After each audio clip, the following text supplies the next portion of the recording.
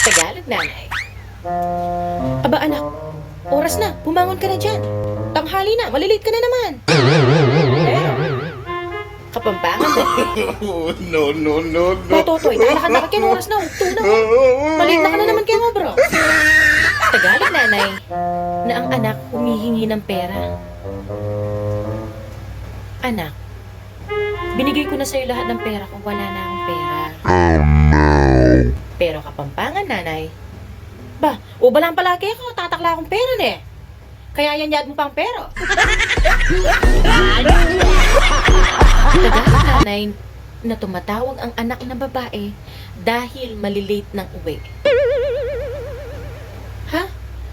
O kung ganun mag-iingat kapag uwi ha, delikado sa panahon ngayon.